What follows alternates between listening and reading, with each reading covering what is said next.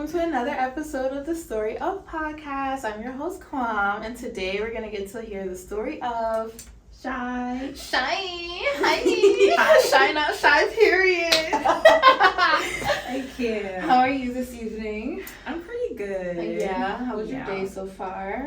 Very good. I spent some time with my goddaughter and my friend, so it was nice. Yeah, so let's kind of dive right in. First and foremost, if you're not subscribed to this channel, what are you doing? You should subscribe right now. Like this video. You're gonna like it anyways. You might as well just go on and like it right now. And yeah, let's get into everything. So, tell the viewers a little about yourself, like what you do, where you're from, like the basic stuff. Okay. Well, again, my name is Shy, not She. People say she. They do. They actually do. Whenever they see Shy nailed it, they think it's She nailed it. Like, they think that I tried to do a play on words, but it's like, no my name is Shy. I'm not illiterate. Like, but yeah, so I am a licensed nail technician. I've been doing nails since 2019. I went to nail school in 2021. And got licensed and went full time, and it's just been up from there. Clock it. But yeah, other than that, I did go to college. I have a bachelor's in clinical psychology. I did start graduate school. I was doing a master's social work program, which I'm actually going to be finishing this year. I started that in 2020, did one semester, took like 3-4 years off, and yeah, so that's it for now. Yeah. I also want to say, because it just popped in my head, don't say nothing about me wearing the same outfit because I recorded twice today. So Thank you. You know, whatever. But back to you. And also, I just want to adjust this. Sorry, I have like a little bit of OCD. I just don't want it to be in your face. Like this part. But okay. Awesome. So you're like a well-rounded woman. I guess. You have a lot of stuff going for you, and I love that for you. I love that you follow your passion, but you still have like a backup plan. Because I feel like some people make their passion their backup plan, and I hate that for them because you don't believe in yourself. Yeah, exactly. So. Yeah, I think honestly, because of the way I started doing nails, I started doing it while I was studying abroad in London. And wow, I didn't know you did that. Oh yeah, girl. Yeah, I was in London for like 6 months, half a year. Wow. Yeah. And it was, honestly, they were just butchering me. Like, they were, I don't know, London in 2018 was given like US in 2012, if that makes sense. Like, I don't know what it was, but it's like things over there, I felt like I was back. Like, I feel like it, I don't know, the time difference not just the time difference, but in terms of like the culture, how they dress, how they did makeup, how they did nails, beauty, it seemed like they were behind Americans, if that makes sense. And I feel like now it's probably way different. Like, it's probably reversed now. But yeah, so I didn't like how they were doing nails. So I was just like, you know what? I have all this free time on my hand. And the way that the school system is in London or in the UK, first of all, they do 13 years in school. So instead of you graduating 12th grade high school, they have an extra year for one. For two, I think it's only 3 years in college, which makes sense because that extra year in high school kind of balances out. But the way that classes were, I had like 3 classes and I was only going to class, I don't know, like 3 times a week. And it wasn't a lot of work. It was just one paper per, like, for the class, and that's your whole grade. So I had all this free time. So it's just like, okay, you know, I've been talking about doing nails for a while. I might as well take advantage of my time. Other than that, we were traveling a lot and whatnot. So it was just like, okay, that's how I started. And yeah, I didn't know it was gonna turn into this, honestly. It was just for me to do my own nails. But then when I came home, I started practicing on my friends, my family members, and then they were just like, I could do this on campus when I go back to Tufts. So then when I went my senior year, I started on campus in my dorm room, even though I was not supposed to. Because if you know, in college, you're really not supposed to be running a business out of your dorm room, which is similar to like if you have your own apartment or whatever, you're not, you know. True, yeah. But yeah, and it just blew up from there, to be honest. So Yeah. Yeah, look at you now. Okay, 2 questions about that study abroad experience. One, since you lived there for a good amount of time, do you feel like you would ever live there for long term? Yeah. Honestly, no, because the way that the weather is in the UK, it's such a gray, dark place. I've heard that before. Yeah, like in real life, and I've heard that before I went too. And then when I went, I was like, damn, this is for real. Like, it rains a lot, and if it's not raining, it's always cold. Like, it's not freezing cold like wintertime over here. Does it snow? I don't remember. I think it did. But I think it snows there. Yeah, it does snow there. Yes, it definitely does. I remember now. But spring and summer, it's not really spring and summer. Yeah. And then especially in London, it's like being in the city. All the tall buildings, like you're not really, sunlight is a thing, but it's like, you know what I mean? Like it's blocked out. Yeah. So I wouldn't live there.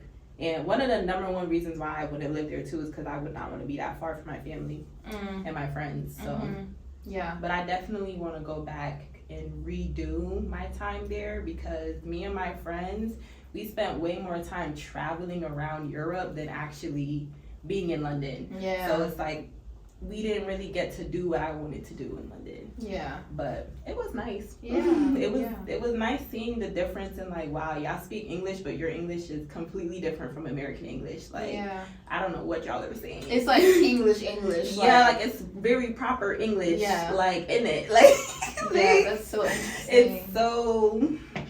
It's cool, honestly. Yeah, I want to go there because like there's a lot of black people there, right? Yeah, it is, honestly. And I tell this to everyone, the way that America is probably the only countries where they have black people that are like, what's the word? Like, okay, African Americans, right? If someone says they're African American, that means they were born in America, their roots are here. But you go to the UK, no one's saying that they're British black or whatever. Yeah, you know what I mean? Like, they all know, they're all exclusively like, oh, I'm Jamaican, oh, I'm Nigerian, oh, I'm, you know what I mean? Like, they know exactly where their roots are, because like their parents, most of them, their parents literally just came from Nigeria or whatever.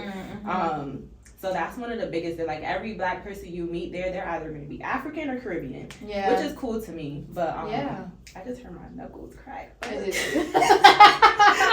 so Not doing it again. Oh my gosh. But yeah, so that's one of the things that like, it didn't culture shock me, but it was just like, this is so cool. Like everyone knows their exact like roots. Like where they're from. Yeah. Because when you say that too, I'm like, yeah, I'm definitely African American, and I don't know like where was I stolen from? Right. Where is my homeland? Exactly. And even for Caribbeans, because, you know, we all came from Africa, but Caribbeans, like, because, you know, my family's Jamaican, but they say that most Jamaicans, they're specifically Ghanaian, like they were stolen from Ghana. That's where I feel like I'm from. Yeah. Because when I went to school in DC, I met a lot of people who were from Ghana, and they would ask me like, yes, like, I don't know. Same. And they're like, well, you have like our facial features and stuff like that. So I'm like, okay, I'll claim it. Yeah, no, for real. I get the same thing. Like, people always think I'm either Ghanaian, Haitian. Some people will pick up on the Jamaican, but it's like, I look Haitian, I look Ghanaian. Yeah. Wow. Yeah. Nice. I feel like we're all just a beautiful pot of amazing features. It's really like a melting pot, honestly. Yeah. But I love that about being black, because it's like we're really 2% this, 50% that. Like, it's kind of sad when you think about it, but at the same time, it's just like we're all so diverse that we just don't know. Yeah. But and we can be so like different. Like, I love how we have like a great range of how our skin tones can be. But we can all be black. Like, even if your dad is like dark skin but your mom's light skin, you could be either or. Like, you could be a little of both. Like, it could be whatever. So it's definitely cool, honestly. Yeah. I also like, last thing, how like siblings can be so different too. Like, all of mine are all dark skin like me, but like I've seen people who are like, I even had someone on my podcast who he's like our skin complexion, but his sister is like super like light skin, and I was like, wow, that's like your that's your sister. Like, I never knew. So I think that's crazy. Cool. It's crazy, but it is cool. Yeah.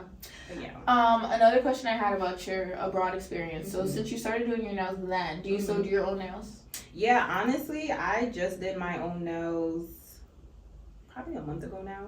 Wow. Yeah, I still do my own nails, but I don't do it often. Like, I neglect myself so bad, because it's like I'm doing nails so much that I don't care about doing my own nails, or like it's really finding the time to do my own nails.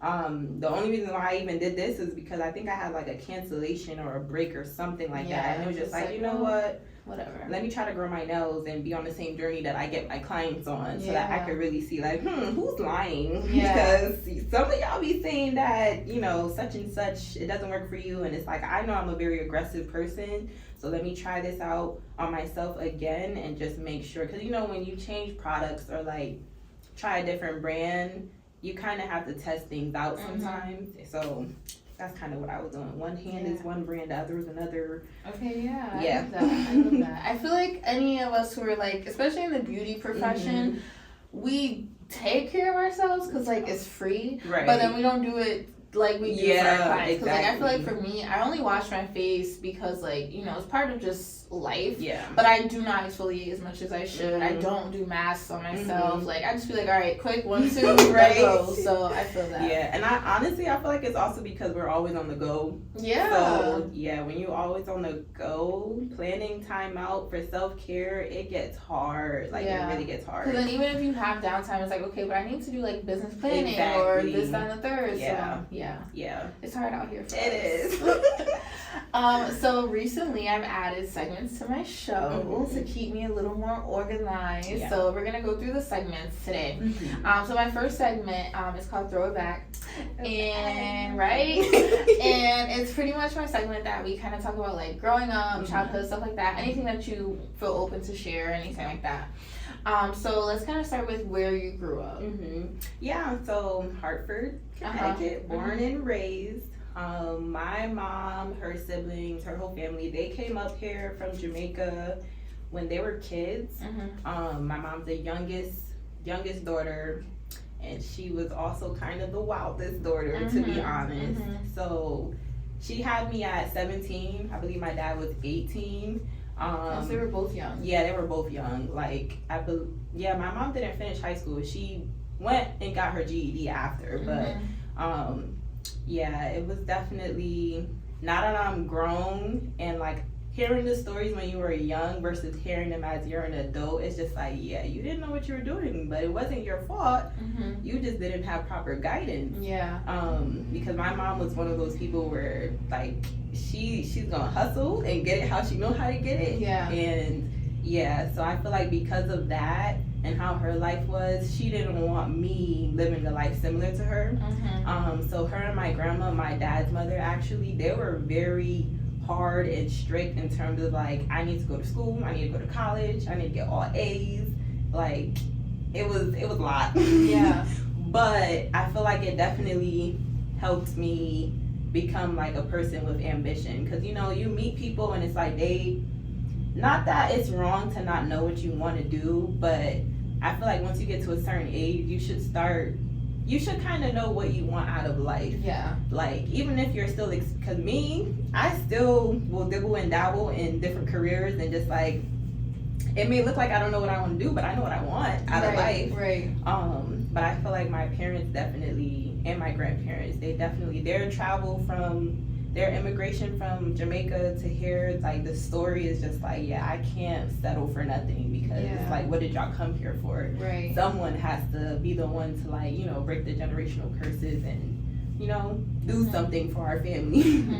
But other than that, I feel like my childhood was tough, honestly. I'm the only child, and love you. No, okay, no shade. No, I have always wished I was an only child. Girl, and I honestly, it's reversed. Like, as I got older, maybe it was more when I was younger. But then again, no, because I was closer to my cousins. I have a lot of cousins, so it was just like, it kind of balanced out. But at the end of the day, I got to go back home and be alone. So ever since I was younger, it was always like annoying. Like, damn, I wish I had a sister or brother. Like, especially if we were close in age, like, I wouldn't need no friends. Like, that would be my best friend. Even though, you know, some people, they hate their siblings, but that's tough. But I've always wanted siblings. If you could choose, would you rather have a brother or a sister? Probably a sister. Yeah. Because I feel like it would be more, like, easier to, like, you know, that's my best friend. Mm-hmm. Even though you could with a brother, but I feel like women understand each other better than, you know, women and men. So, yeah, I think I would want a sister. Yeah. But, yeah.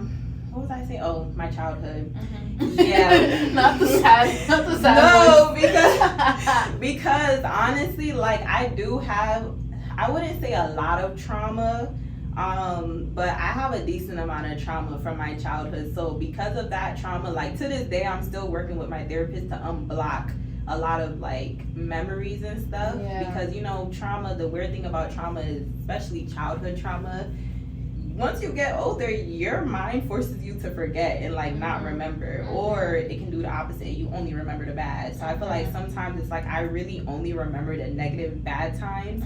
And, like, even when I talk to my cousins sometimes, they'll be like, oh, you remember when blah, blah, blah. And it's just like, no, I was there. When did that happen? Like, unless I see a picture, then the memory will come back to me. It will not come back to me. Yeah. And I hate that. So I've been trying to work with my therapist to kind of unblock that, because it's like I want to remember more about my childhood. Like, I know it was bad, but it wasn't all that bad. Yeah. I feel like sometimes too, with, like, dealing with childhood trauma, sometimes things come up later in life that trigger you, and you're just like, why am I feeling so strongly about this thing? And it's like, oh, this happened. Or, oh, I do remember why I feel this way, because I felt this way when XYZ. So yeah, and that's crazy. Honestly, that's the main reason why I ended up getting back into therapy, because my relationship with my boyfriend has brought so many, like, why am I like this? And then it's like, oh yeah, my mom used to talk to me like this when I was younger. Like, she was very aggressive, and you know what I mean? So it made me an aggressive, emotionally unavailable person. So it was tough. But I can't blame my mom, because she was a single mother for the most part, because my dad, he was present but not present, because my dad has paranoid schizophrenia. So, and if you know about paranoid schizophrenia, like, if you're in the mental health world, you know that that's one of the mental health illnesses where their emotions, like, they have flat affect. Like, it's hard to connect with them and really understand what's going on. So because of that, it's been hard to connect with him. And honestly, when I was younger too, I felt like I was supposed to be a daddy's girl. Like, there were some times where, like, I did not like my mother. And, you know, most kids, especially once they get to that teenage age, they start rebelling. And me, oh yeah, I was rebelling as soon as probably 7th or 8th grade. And like what? Like, you skipped school? No. When it came to school, I was nope, wrong one. No, when it came to school, I did not play, because my mom will whoop me if I got anything under an A. So, like, like, you can ask anyone I went. Well, I don't talk to anyone from Hampton, but anyone.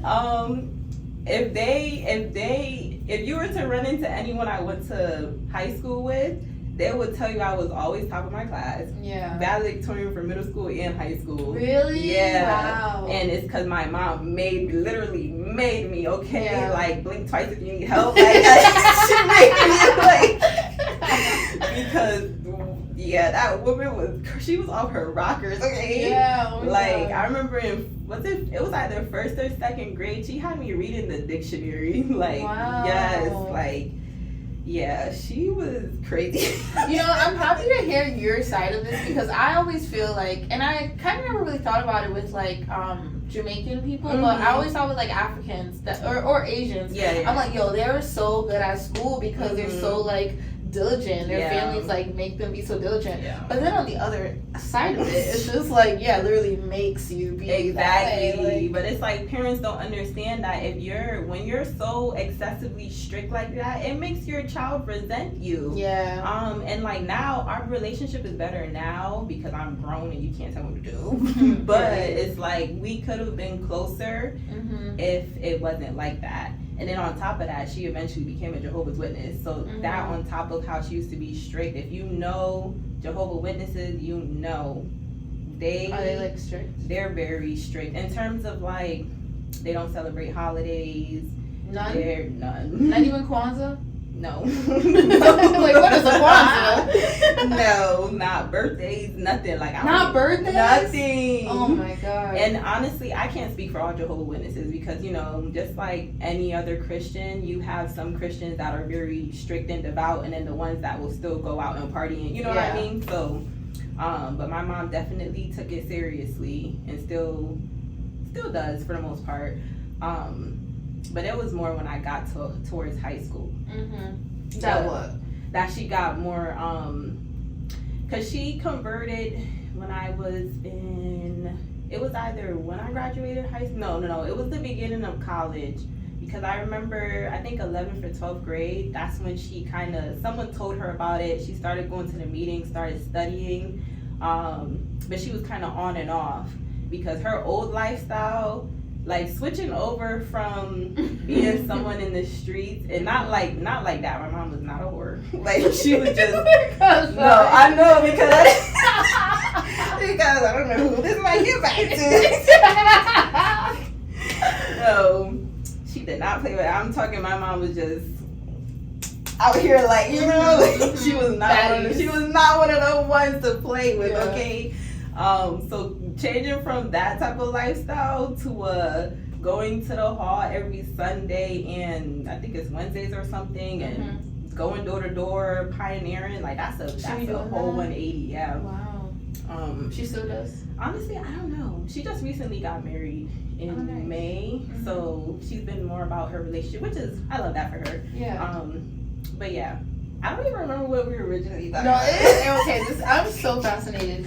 So, rebelling. Yes. How I started rebelling. Okay, so I think I started rebelling in terms of, like, I was starting to talk back. We were fighting. Like, I would never really sit there and, like, try to, you know, punch her or whatever, but I got to an age where it's like, you can't beat my behind anymore. Like, you think I'm gonna let you beat me? Like, right. Like, hell no. Yeah, no. Now I'm blocking them hits, and you might sink 1 and 2. No, for real. So it was that, and then it got to a point where high school, the type of friends I was hanging out with, they loved to party. So I was sneaking out to all the house and basement parties. The young teenager, remember Ultra and Up on the Rocks? Yes. I was going to them parties. And at first there were some parties that she would let me go to, but so the parties that she wouldn't, I was sneaking out. Yeah. Like I was sneaking out. Oh, you out? You work tonight? Perfect. Like, you won't even know. Right. And then how else was she strict? She did not allow me to start getting my nails done until I had my own money to pay for my nails, to be honest. And I was high school. Like I think my first ever job, I was like 13, and I don't even think I was supposed to be working, but I kind of finessed it. Yeah, exactly. I remember I finessed it with Boys and Girls Club. I won't specify which one. Even though you just put their whole shit out there. It's okay. But I was doing some summer program. I think I was like a counselor in training, and it's like these kids are literally 3 years younger than me. They're not listening to me, but I did not care. Those checks, I was saving all that money, or the summer programs that I would do through Capital Workforce. Or I used to do those too. Yeah. Every summer I would do those, and then once I turned 15, I was still in high school. I got a job at a grocery store, so I would go to work. I think I only worked the weekends, like Fridays, Saturdays, and Sundays. So yeah, I've been working damn near all my life. No, I feel that. Like, and even before I was 13, I remember my childhood best friend, we would do lemonade stands and stuff like that. It was just, once I started getting my own money, she couldn't tell me nothing. Right. That was another point I was going to make, though, about people who have immigrant parents. I feel like they, too, also, like, value, like, money and saving, and even like with the education thing too, like, I mean, sometimes it could be excessive, but they still value, like, no, I have to do good because like you don't want to let your ancestors and family, your ancestors isn't always like super old dead people, but like, you know, your grandparents, stuff like that. I feel like as an American, it's different. I'll be giving a hug. Honestly, I've picked up on that difference. I think in college because a lot of my main close friends, well, my only close friends, I only talk to like 3 people from college. They all have either immigrant history themselves or history background themselves. Mm-hmm. They're immigrants, basically. Yeah. Whether it's them or their parents, right. they are immigrants. Right. So we all have that, and I feel like that's why we ended up bonding, because we all have that mentality where it's like, yeah, we gotta get to it no matter what, because our parents did not come here for nothing. They did not. They were not hard on us for nothing. Like, no, this is how we were made. Yeah, like, this is what we're made to do. We need to do. Yeah. Yeah, because I'm not about to just sit back and relax. Like, you know, bust their ass to get here, and now I gotta bust my ass to get there, and keep on, you know, making it better for the next people. Yeah, I feel like for like, at least from my experience, or at least for me as an American, like, I just work hard because like I want to, and I'm like, okay, I want to be a great Black person for like my ancestors that I never met, like people you read about in history. Yeah. But like real life, like.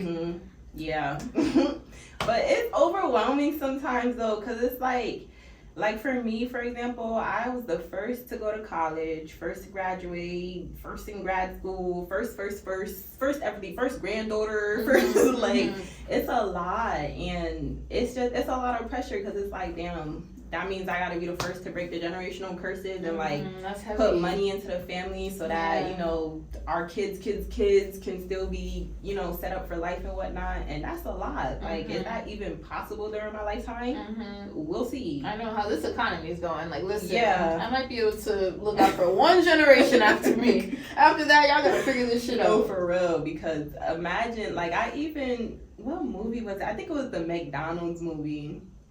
What, the Super Size Me? Like actual McDonald's? No, it was like a documentary type. Oh yeah, maybe Super Size Me. What's it called? I don't even know. When the guy did the experiment, he was eating McDonald's for a month every day. No. Oh, okay, it was like the history of McDonald's, like the McDonald's brothers, and how they basically how it got so upscaled into what it is now. I like stuff like that. I do too. And honestly, it was kind of like. It made me sad at the end, because the way that the brothers kind of got played out of their brand, because this other dude came in, he saw bigger, he saw a future and what he could do to like capitalize off of it, and he basically did some low-key lawyer sneaky conniving shit where he basically swept the rug right under the table from them. Like, it was so crazy. And when you think about stuff like that, it's like their whole, like that, yes, that's still their name, but they did, their family and all the generations that are alive now, they did not get the money from, because that man came in and literally like ended up buying them out basically. And it's like, it's crazy, because imagine I do all this hard work for generations to come, and then one stupid motherfucker just decides they do not want to, you know, upkeep the family name, and now all that work was done for nothing. Yeah. And I'm dead. I'm rolling over in my grave. So it's like like I'm gonna haunt you, bitches. Like, I be thinking about stuff like that. It's just like, man, I'm just gonna do this for me. No, period. Like, that's all we can do. Hopefully it lasts for my kids and their kids, and you know, life is just different. Like, I feel like back in the day, people could do that, like ancestor, like, you know, not ancestor, but like passing stuff down to generation. Like nowadays, like it's really not like that. It's like, not. Everyone is, and it's also just every man for themselves now, to be honest. Yeah, sadly. Yeah, because my family is not even that close anymore. Like, we were much closer when we were younger, but now, we lucky if we see each other for Thanksgiving or Christmas, because it's like, it's just so divvied up now, which is annoying, because it's like, we just lost a family member a year and a half ago. Like, we were supposed to come closer after that. Did you come closer for like a period of time? Yeah, but it was only because, you know, it was fresh, we were all still mourning, and to plan the funeral, or like even before she passed, this is my aunt, even before she passed, when she needed care and whatnot, we had to like take turns, like who's going to go visit her, you know, stuff like that. It's like, okay, yeah, we're all in contact because we all want to be updated about her health, what's going on. But it's like, after things started, you know, just time passed, and it's like, and it honestly could still be because we're all still mourning, and it's like such a not awkward, but like uncomfortable. Yeah. Like, no one wants to be sad and depressed all the time, but when we're together, we think about her. Because she was one of the main family members that like she would bring at. She was like the glue, in my opinion. Yeah. Honestly, because Christmas would always be at her house, Thanksgiving, she would be the one trying to plan trips and stuff, and now nobody does nothing. But yeah, it's a lot. Yeah, definitely. I'm trying to fix it though, so we'll see. I'm trying to start doing like monthly family outings and whatnot. That's cute. Yeah, hopefully. I low-key want to do something like that too in my family, but I don't know. We kind of talk about this too. Like, all we do is like work, and we're just like trying to like get ourselves to a position in life that we want to be. So it's like, do I really have time? Exactly. To, like, not work this day to do this with you, or like, and then if you do have a day off, like we said earlier, like you kind of need time, and we work with our hands, so like we really need to just like chill. Like, I don't really want to do anything. Right. Yeah, honestly, it's hard because I don't be wanting days off, but at the same time, it's like my back hurt, my hands hurt, like my neck hurt. I don't forget the neck, girl, because my neck and shoulders be I can't. So it's like working every single day nonstop is impossible. Like, and I always get into the motion of like 5 months straight, I'll do it, and then it's like now I'm burned out, and now I don't want to do shit, and I don't want to talk to nobody. Now I just want to go on vacation and just like disappear. Yeah, and that's not healthy. But it's like when you gotta go, it's not the worst thing. It's not. I get you. It's the burning out part. I get that. Yeah. Because getting burned out is like, it's not fun. Yeah. But it's like when you got a goal that you want to reach, you can't help it. Because it's like, okay, if I do this, I'm gonna reach it quicker. It's more like balance. Yeah. I feel like you can definitely like go hard, but like just balance out the times that you have, even if it's like an hour per day that you just like do nothing, no phone, no nothing, just watch a show. Like, that's a good thing I learned once. It was like, okay, if you need like to figure out how to like make time for yourself, literally just take 1 hour a day or however frequently you want to do it, and like just mindlessly like watch a show, like and just don't focus on anything else but the show, and then that way you can like escape everything that's so true. And honestly, I've been doing that lately, because I've always been the type of person where like if someone's to ask me like, oh, do you watch such and such? No, I don't watch TV. Like, I don't have time to watch TV. Like, I've never even heard of that. Like, I have social media, but I don't use it. I post and click off. I don't swipe. I don't do nothing. Like, don't know what's going on. Like, but it's that makes me not feel connected, because it's like I'm not even able to have conversations with people because I don't know what you're talking about, and it's like, I don't like that. And on top of that, watching some of these shows, depending on the shows, because some of them I shouldn't be watching, but it's like, I love Ratchet TV. Like, it's oh my god, Ratchet TV. People need to understand Ratchet TV is therapeutic. It is. It really is. Like, sometimes you could be a little anxious. It's just like, oh my god, they still arguing. Yeah. But sometimes it's good to just like I said, just get out of your life into someone else's. Yeah. Like, Ratchet TV helped me get through a hard time in my relationship, because it was my only time that I didn't have to be wearing any hats. I could just be one of the girls, just watching from the sideline with my little opinions. No, but it really helps though. It definitely does. And even if it's not Ratchet TV, watching a podcast. Or or just reading a book or listening to a Audible book or whatever. Like, it really helps, and that's what I'm trying to get myself into the habit of. Like, every day I should be doing something where it helps me wind down, because I'm always so tense and wired up, and like literally there will be some nights where I can't sleep well because I'm thinking about all this shit I gotta do tomorrow, and it's just like, that's not healthy. Like, and stress kills. I'm trying to live a long time. Yeah, it really does. Yeah.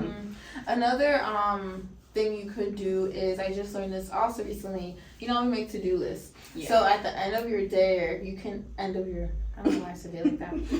You can write out your to-do list for tomorrow, and now you kind of get it out your head onto paper, so you don't have to keep thinking about it, and it can, one, make you feel like, what's the word?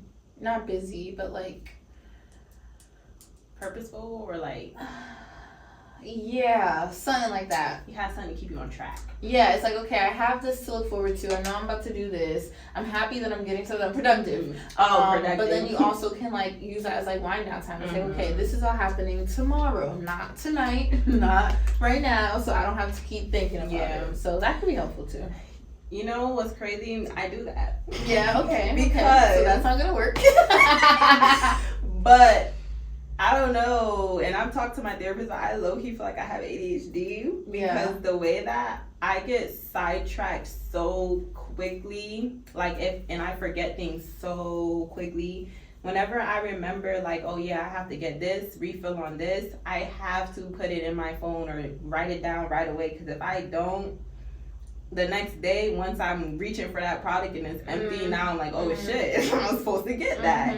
And literally, like, if I was to, I don't have my phone on, if I was to show you the reminders app, that thing has so much stuff on it from like last year that I still have not gotten back to. But at least you have a way to, keep track of it. So you're working on it. I'm working on it. We're not perfect. Okay, let's get into my next segment of my show, which is honestly becoming my favorite. It's called The Story of When ... So this is where you're going to tell me a story of something that happened, whether it's like funny, a pivotal moment in your life, sad, happy, anything. Okay.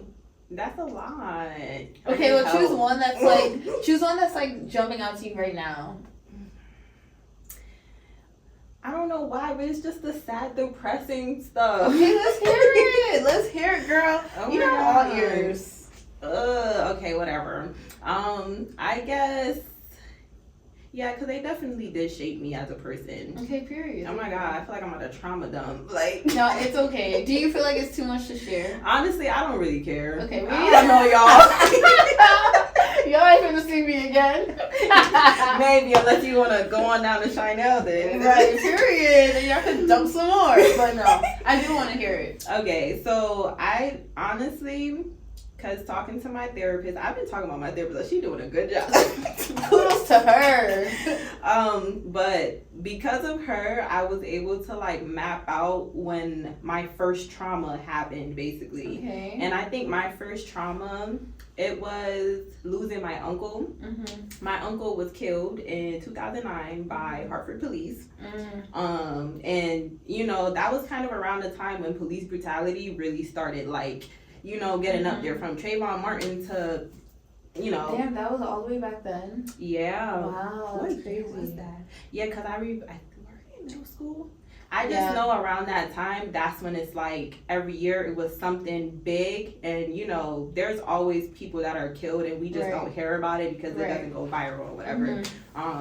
But yeah, like that to me, it was so traumatizing because it was just like, it was around Christmas for one, and this is why I don't even really like holidays for real, because him and then my aunt that passed, her birthday's in December, so it's just like, but that was like my first loss, and I was in 6th grade, and having to like, I will never forget like coming home.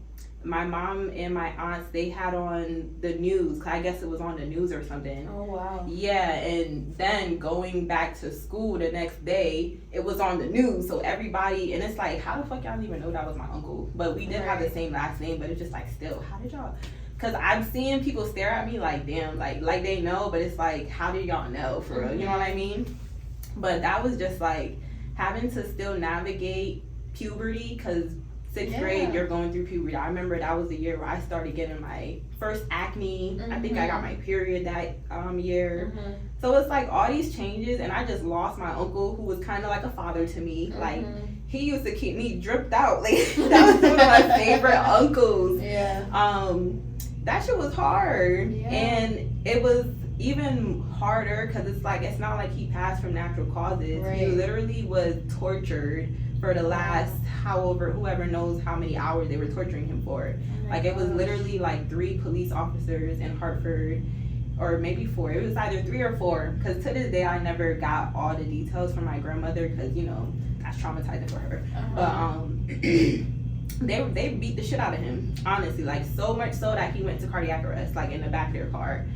So like, even being told that, like, now I'm a child and I'm like envisioning this in my head, because it's like, okay, they beat him so bad where he was limp, he couldn't move, and then he went into cardiac arrest. So it's just like, is that a heart attack? Yeah. Okay. Yeah, because they basically, I think what happened was they beat the fuck out of him so bad, like his head and shit, where it's like he just stopped functioning.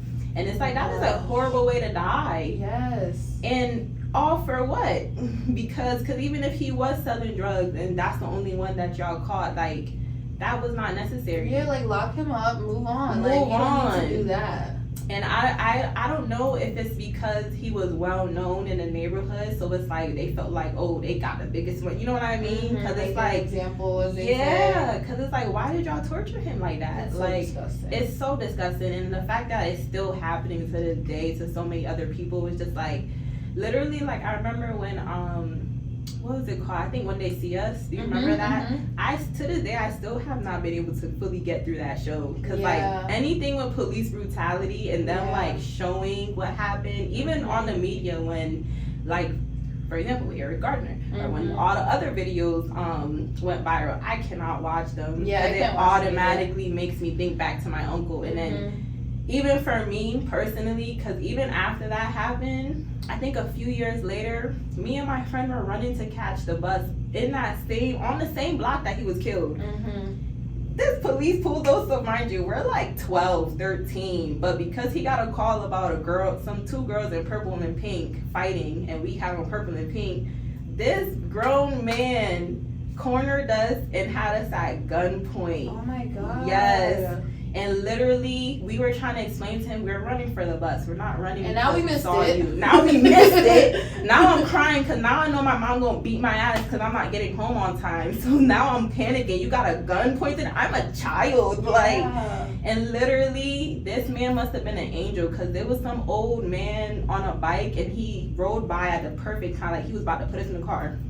Rode by at the perfect time, was like, that's not them, they down there, and he let us go. But that shit was so infuriating. Like, that was like my basically my second time, like, damn, Black in America. First y'all took my uncle, now y'all, like, what would have happened if I was really 13 and in a fucking jail? Like, that's crazy to me. Like, and the wrong person at that. Literally, they don't even care. Literally, because I would have not had no ID on me. Like, I had nothing on me. Yeah, like, you're a kid. Literally, like, oh my God, that shit is so crazy. Because that was the summer that I worked my first job, actually. So I definitely was like 12 or 13. But that, and then what happened? And then the year after, I lost. No, that wasn't the same year. I worked my first summer job. I don't know, but all I know is after that, my second loss was a friend, a childhood friend that I had just reconnected with.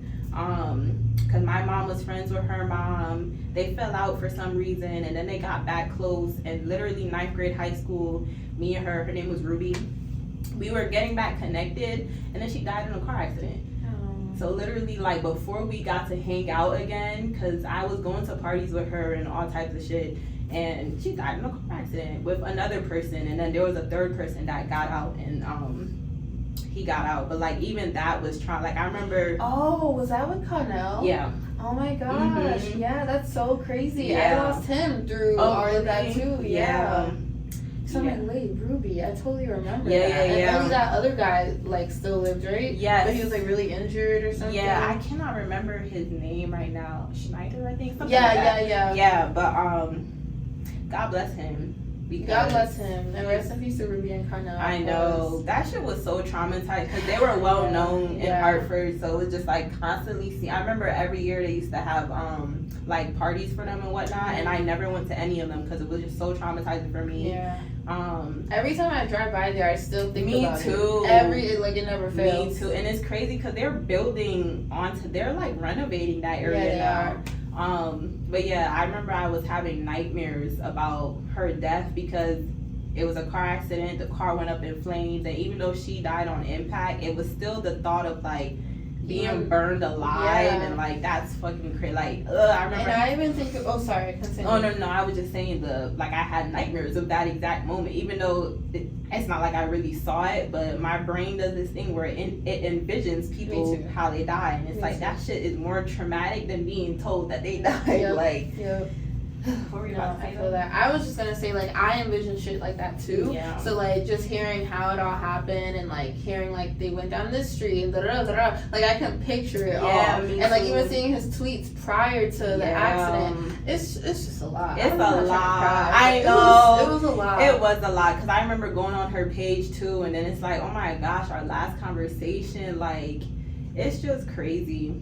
But that was like another big loss, because that was my girl, and I know life would have been, and this is really what bothers me too, like with my uncle, her life would have been different. Like life would have been way different, especially with my uncle. But then after all of that, I feel like my next trauma, besides my mom had her traumatizing enough. No, because my mom, besides her aggression and her strictness, she was in a lot of different DV type of relationships. So being a child and seeing that, like, that's not good for you, of course.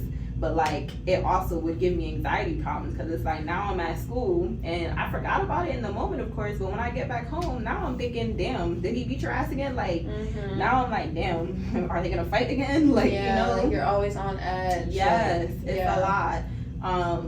But honestly, like, a lot of those really made me know what to look for in a relationship. But at the same time, I have become such an aggressive, emotionally unavailable person, where it's like, I gotta stop myself from being the one to target people, basically, because the way that I have no patience for certain things. But it's like, it's a lot. It's all just your body and your mind's way of trying to like protect you, though. And even though like no one's perfect, like we all have like toxic traits in one way or another.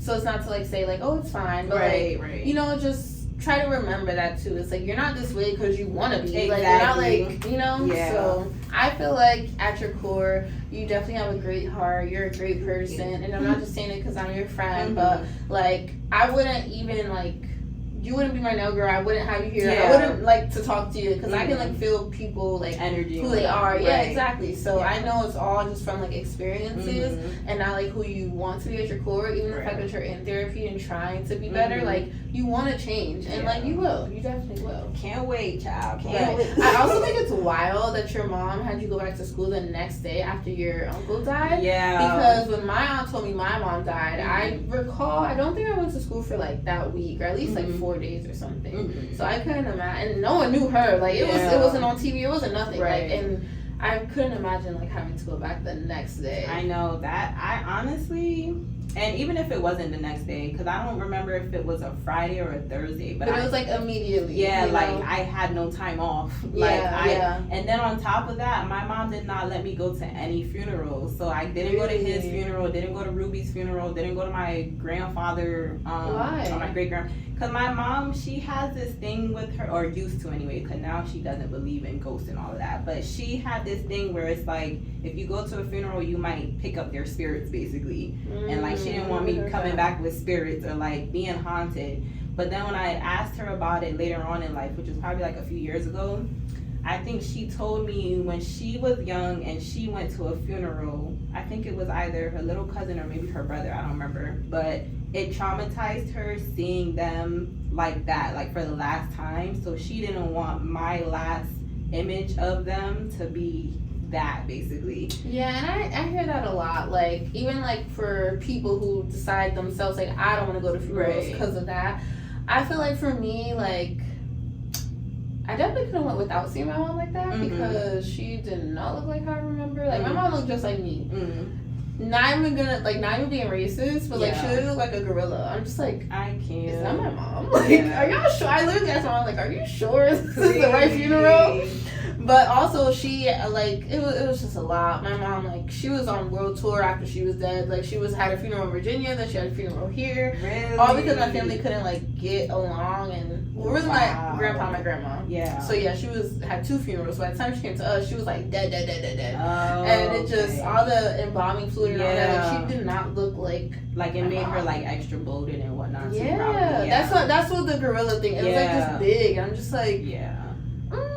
It is. Okay. It's hard. Also, why y'all letting me look at this? But okay. I know, for real. And I get it, but at the same time, I feel like I needed that closure. Yeah, definitely. Because I feel like even if that's your last time seeing them, sure, but that's not your only vision of them. Like, you still know, exactly, you know, everything else. So yeah. So I feel like I think it messed with me when I was younger, to be honest. Because it's like, now I'm just envisioning what I think happened, and I didn't actually get to see them in the casket. So it's like, yeah, I know they're dead, but like I get to see it for myself. Like this is real. Right. So that was so annoying to me, but like I remember being mad as hell that she wouldn't let me go to the funeral, and then again for Ruby, it was just like, you doing this again? Right. Like I should have snuck out then. True. But yeah, my mom, she really sculpted me. But little did she know I did the opposite. Right. Because the thing about being strict on your children, they're going to become the opposite of what you want them to be. Right. Because they're still going to be who they are. Yeah, and not that I became the exact opposite, but it's like, look at me not using my degree now, even though I'm about to go back to school. But like, you know, because you forced it on me. Like, I didn't even want to go to college for real, but it's just like, and the type of school I went to was like a college preparatory type of school. It's like, okay, y'all make it seem like college is the only way to be successful. And it's like, no, like the rebellious child in me wants to make it happen without that. Right. But and will. No, for real. Period. But yeah. Okay, let's play a little game of this or that, and I'm just gonna see, like, you know, just see, like, what you would rather, because I definitely know you, but you never know what people think about people. Okay. So, okay, seafood or American food? Seafood. Yeah? Okay. What's your favorite seafood? Shrimp. I love the big shrimp. ones or the small ones? Someone's food is like real. I think it's yours. It probably is. Okay, whatever. Honestly, it doesn't matter.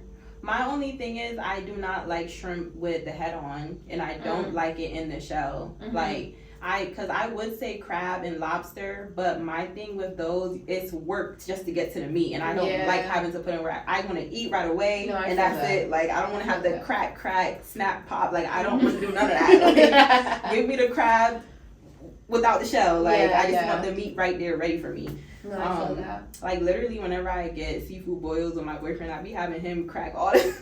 Yeah, that is a lot of work. Like, I don't it's so annoying to me, but I love shrimp. Yeah. I've loved shrimp since I was a child. Like, I think my mom, which is crazy, because I think she told me when I was a baby, or not a baby, but young, I was allergic to shrimp, which is crazy, because now I love shrimp.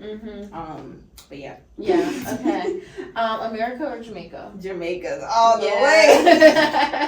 I literally go to Jamaica. If I don't go every year, I try to go at least every year, because I still have family there. My boyfriend, he has family there. And I just love Jamaica real bad. Like, I want a house out there. Yeah. That's one of my main goals. And yeah, it's home away from home. Like, I feel like I was supposed to be born there, to be honest. Yeah. The culture, everything, like, Jamaica is just the best to me. Yeah. I love that. Nails or no nails? Like, acrylics or no acrylic for you? For me personally, I haven't worn acrylic on my nails in a while. Really? Like, so that's your nails? Yeah, this is my natural nails. I've been doing structured manicure, so just the not hard gel. It's like soft gel or builder gel in a bottle. Yeah, that's the wave I've been on. I love that. Yeah. Okay, my last this or that. If you're gonna be like, what's the word, active, would you rather go to the gym or do like a walk or a hike or something?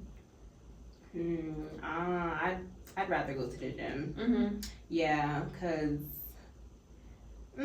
like, being out in nature is cool and all, but I cannot do that every day. I can't, because especially in weather like this. Oh no. Yeah, no, I feel that. Because I don't even like running. Like, I prefer lifting over running and cardio. Like, I really don't care for cardio. Me too. But you have to do it to balance it out or whatever.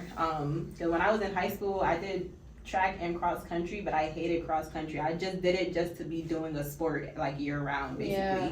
But I prefer track. 100 meter dash me, please. Yeah.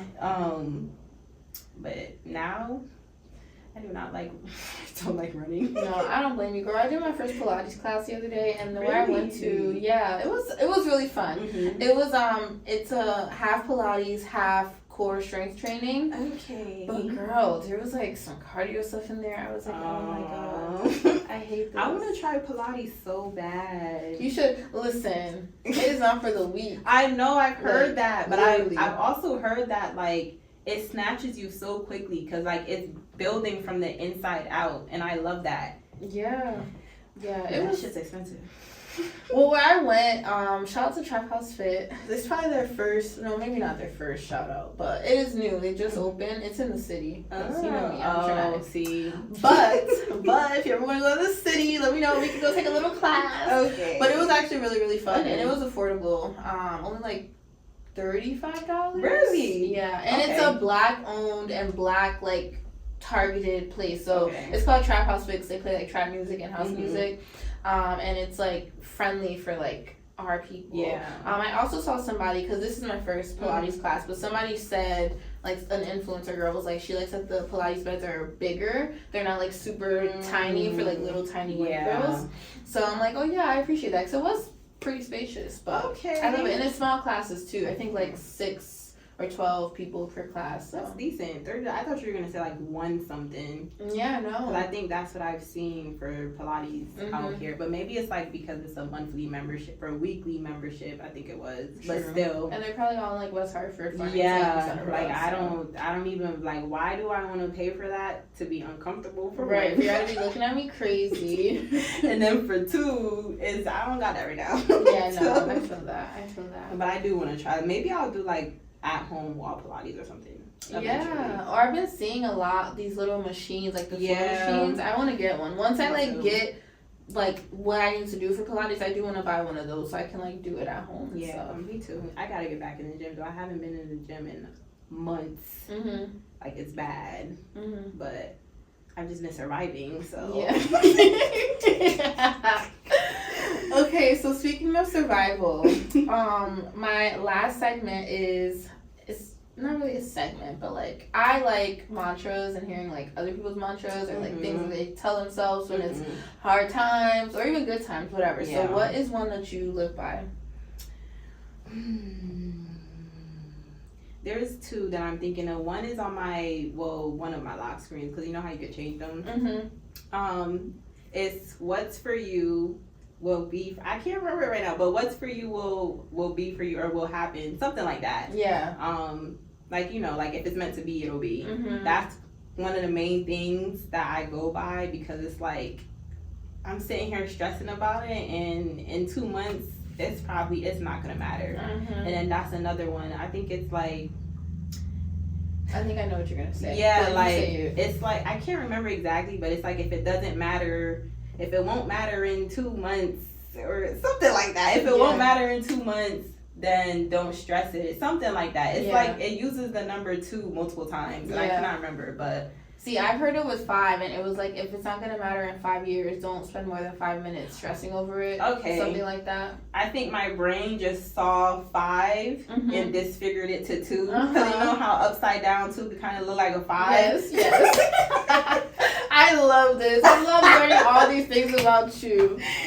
But that's definitely a good one. And it's not like because of course I don't look at them every day, because if I did, I would have known them on the back of my hand. But those are the ones that like I've come across them multiple times, and they always stick out to me the most, because it's like I've always had like anxiety problems in a sense. I'm not diagnosed or anything, but I did go to school for psychology, and I'm in therapy now, so I feel like I know what I have. I just don't want it on paper. Yeah, no, I feel that. But since high school, like social anxiety has been such a thing for me, and I like I will overthink myself to death. So those 2 things is just like, just take a breath. Yes. Just relax, because this shit is not gonna matter.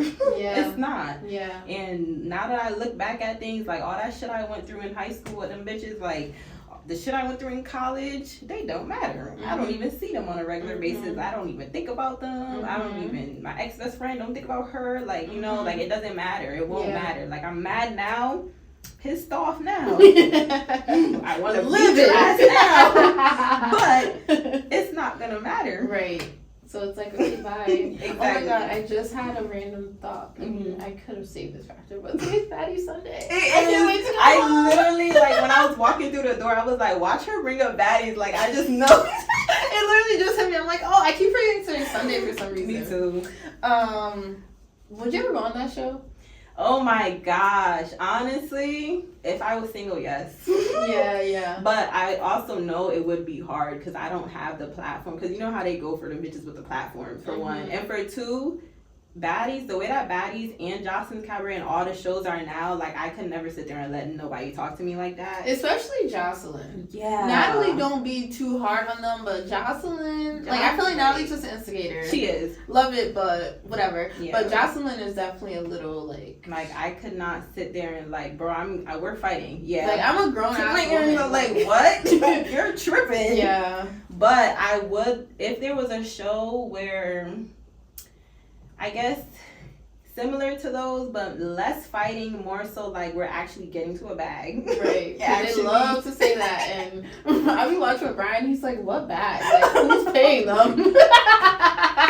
Oh my god. I know they get paid on the, the back end of things, but it's like, how much though? Like, is it really worth what they got? I've been hearing that Zeus pays really good. They probably do now, but I know back then they did not. Like, with the first Baddies, Atlanta or whatever, they probably didn't. But now, because of how viral it has gotten, they got, because literally, like, if you go back to all the seasons, you can see the progression. I was just about to say that. Like, you can see in their looks, like, even the new girls, like, who come in, they still be looking. But then you also, what I like to see, is kind of messy, but I like to see, like, Scotty and Natalie versus, like, the first timers. It's just like, oh, y'all makeup artists. Yeah. Y'all had to settle. They definitely, even with Jocelyn Cabaret, they came a long way. Yeah. But, I do say, a show similar to those, but not those specifically. If I was single, like I said, because my boyfriend he would not go for none of that. Why? Because he has watched those shows with me, and he just like, these bitches are dumb. Like,